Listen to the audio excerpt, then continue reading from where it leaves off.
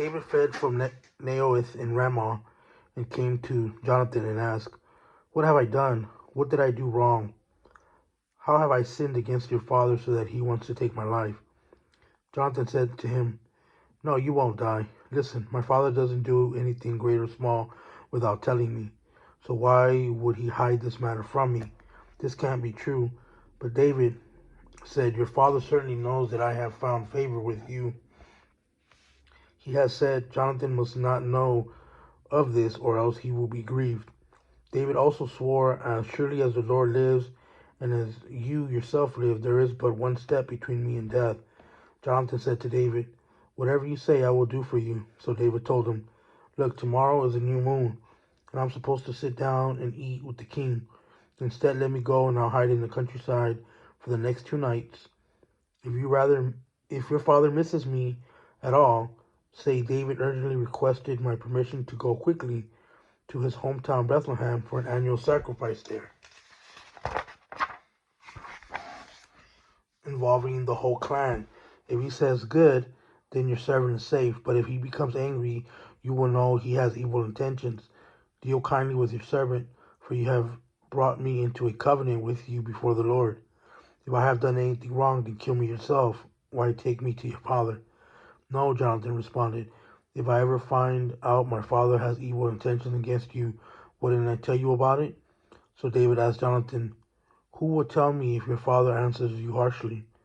He answered David, "Come on, let's go out to the countryside." So both of them went out to the countryside. "By the Lord, the God of Israel, I will sound out my father by this time tomorrow or the next. If I find out that he is favorable toward you, I will not send for you and tell you. If my father intends to bring evil on you, may the Lord punish Jonathan and do so severely. If I do not tell you, then send you away so you may leave safely.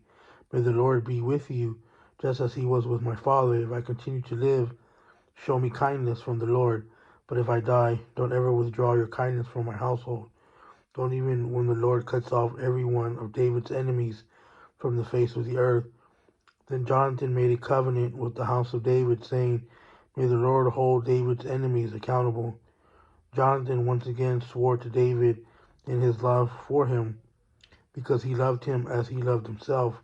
Then Jonathan said to him, "Tomorrow is a new moon. You will be missed because your seat will be empty. The following day, hurry down and go to the place where you hide on the day this incident began and stay beside the rock Ezel.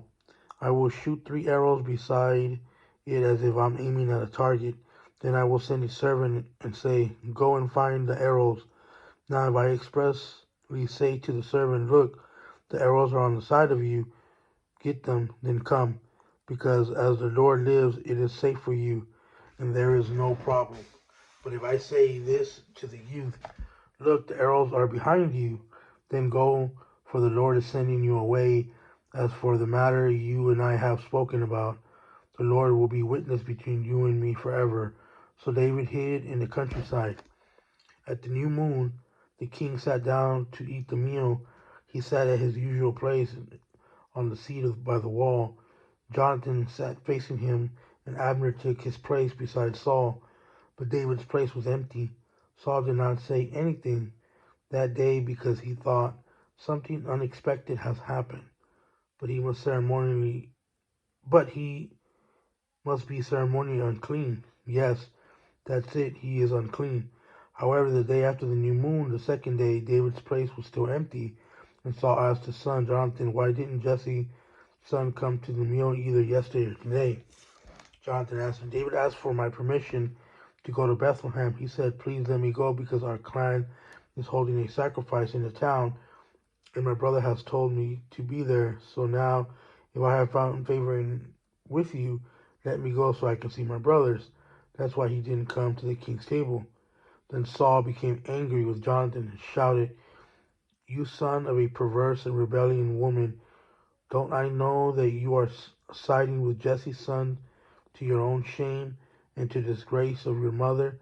Every day Jesse's son lives on earth, you and your kingship are not secure. Now send for him and bring him to me. He must die."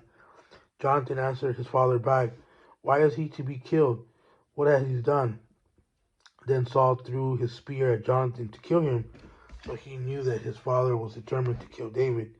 He got up from the table fiercely angry and did not eat any food that second day of the new moon, for he was grieved because of his father's shameful behavior towards David.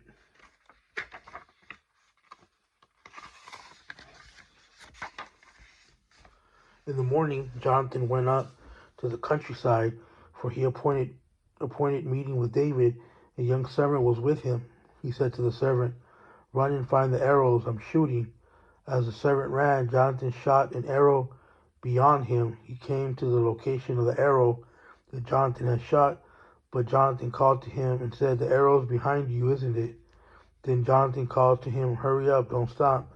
Jonathan's servant picked up the arrow and returned to his master. He did not know anything. Only Jonathan and David knew the arrangement. Then Jonathan gave his equipment to the servant who was with him and said, "Go take it back to the city." When the servant had gone, David got up from the south side of the stone at Zel, fell face down to the ground, and paid homage 3 times. Then he and Jonathan kissed each other, and wept with each other. Though David wept more, Jonathan said to David, "Go in the assurance, the two of us pledged in the name of the Lord when he said, 'The Lord will be a witness between you and me, and between my offspring and your offspring forever.'"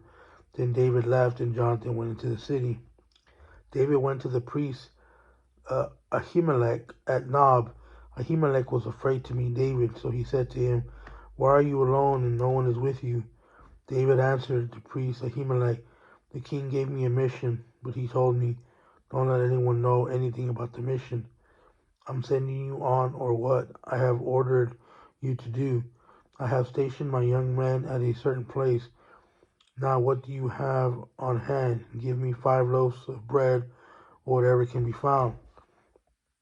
The priest told him, "There is no ordinary bread on hand.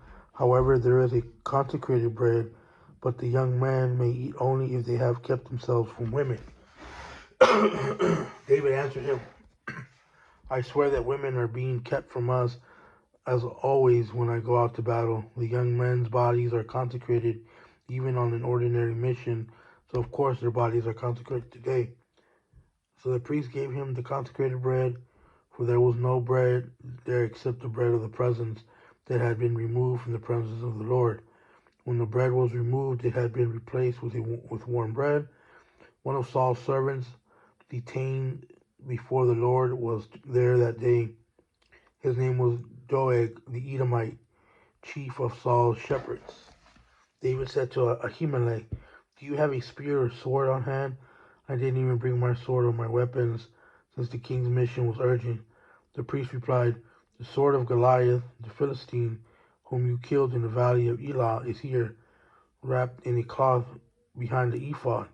If you want to take it for yourself, then take it. There isn't another one here."